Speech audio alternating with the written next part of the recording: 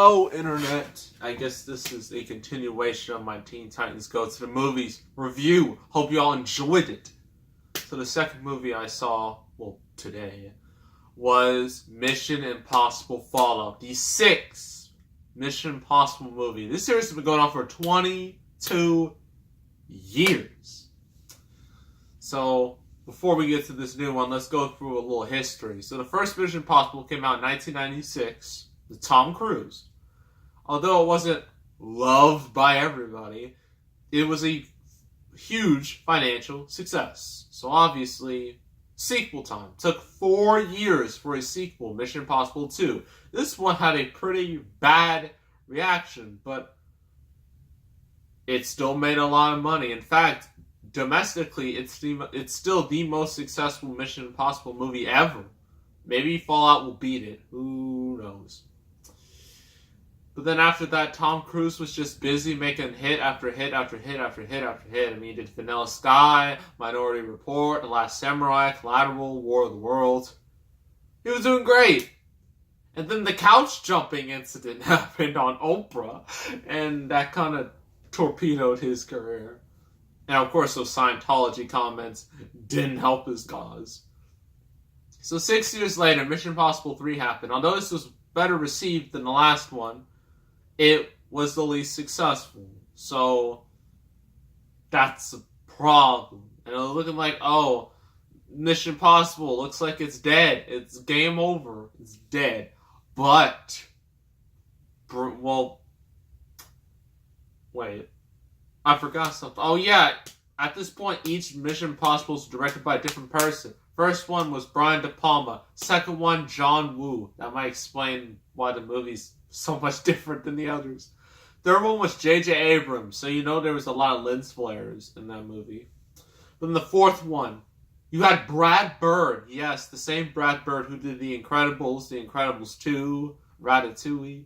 He went to live action for the first time. And it worked out amazingly. Not only did it get amazing reviews, but it got a great box office with nearly 700 million worldwide. So it was clear people really liked that movie. And so a sequel was going to be made.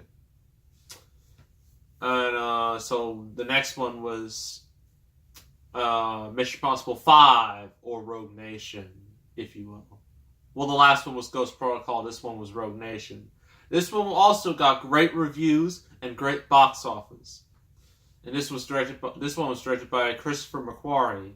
And then we reached Mission Impossible 6, which is also directed by Christopher McQuarrie. He broke the curse. He became the first person to actually direct 2 Mission Impossible movies back to back. So that's impressive.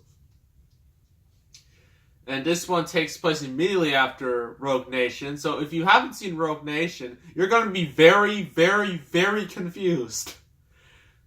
I was somewhat confused too, because I haven't seen Rogue Nation in like 3 years, and that doesn't help.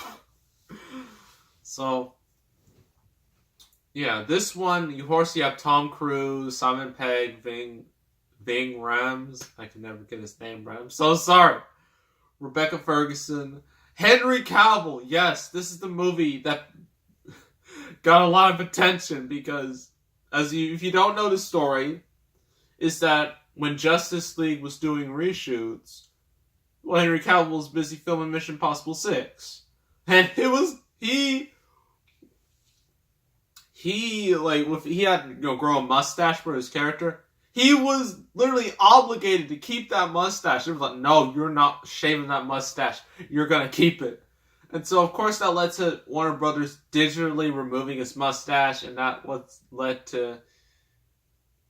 I want to show you a picture of it because it is notorious. Once you see it, you will never be the same again. So yeah, and also with Mission Impossible 6 at the moment, it has like a 98% on Rotten Tomatoes, which is insane. So good for them. Good for Paramount. At least they have one franchise that's not going down the tubes.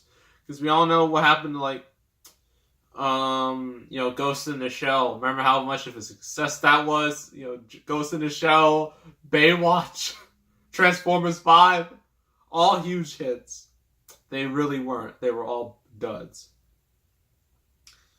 I'm trying to find this picture. The picture that will live in infamy.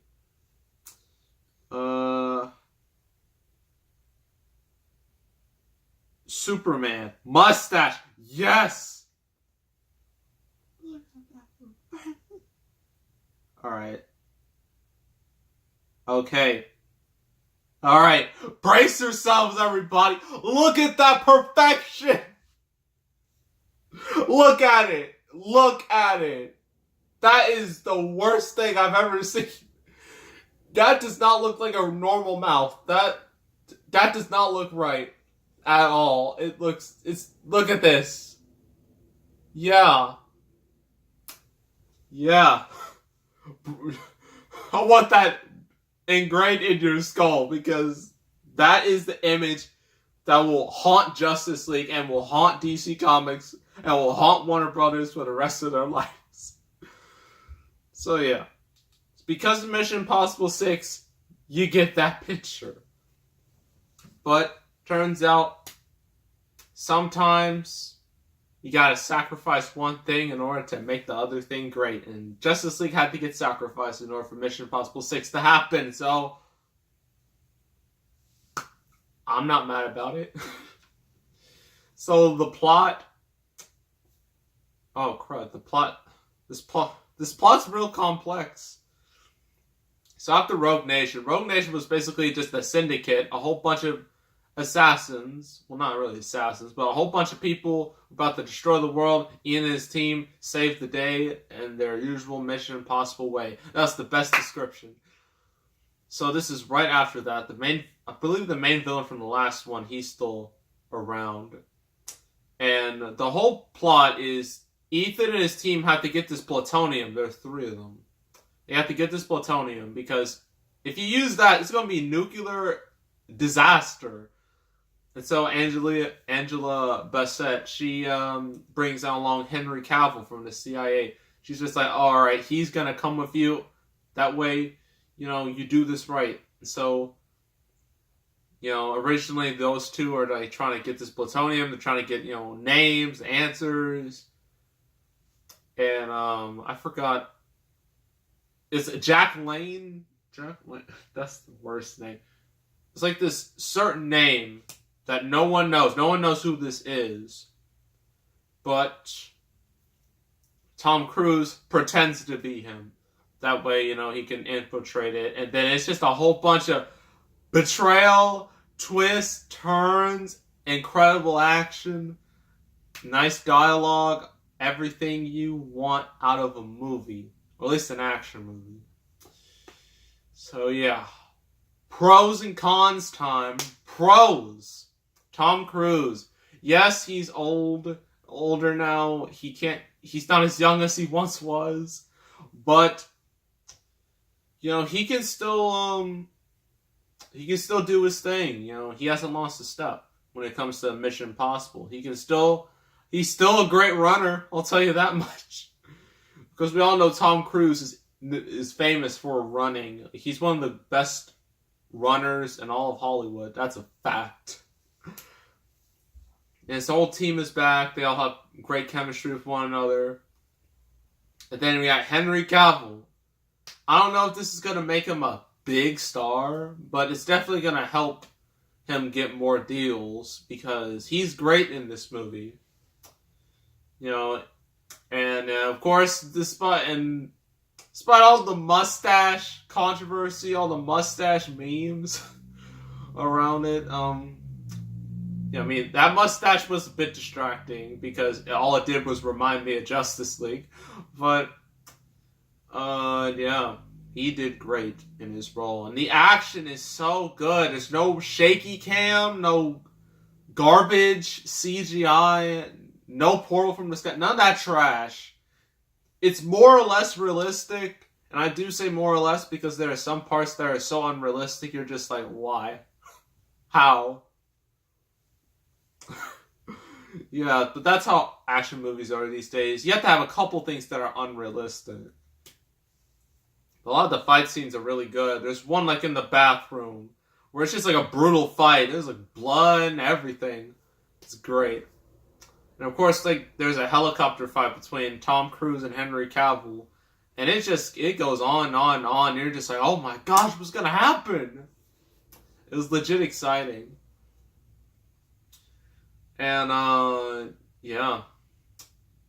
Let's see. And also, I believe I'm not gonna spoil it, but there is a certain character you haven't seen in a while in these movies. Although I don't remember this character, but apparently this person may have been in the other movies, probably the earlier ones. Just saying. Yeah, just throwing that out there. What else? Oh, the music's good. And, yeah. Cons. There's no real big cons. There never really was. But, just a heads up. You need to watch Rogue Nation before you watch Fallout. It's beneficial. It will only help you. Because if you don't, you're gonna be... You're not gonna know who certain characters are, why they're in these situations, or what history they have with Ethan Hunt. You're not gonna know. So please watch Rogue Nation before Fallout. Please, your experience will only get better. So overall, this movie was great. It was a great movie. In terms of the best of like all the movies I've seen so far, it's definitely up there. Although I don't think anything's gonna top Infinity War or Deadpool 2, because those movies were amazing. But like, of all the movies I've seen in 2018, I haven't seen too many. I've kind of avoided all the bad ones. I mean, all the movies I've seen in 2018, there's Black Panther, there's Pacific Rim Uprising, there's Ready Player One, there's A Quiet Place, there's Infinity War, Deadpool 2, Solo, Incredibles 2, Jurassic World 2, The First Purge, Ant-Man Wasp, Teen Titans Go to the Movies, and Mission Impossible. So there's like 13. It's definitely in the top 5, no doubt about that. But yeah, it was great. Overall, I'm going to give it 9 out of 10. Highly recommend you see this movie, although I would suggest watch the previous movie. Just to make your experience less confusing. So yeah, that's my thoughts on Mission Impossible Fallout. So make sure to subscribe, like this video, leave a comment, and I will see you all next time, and I am out.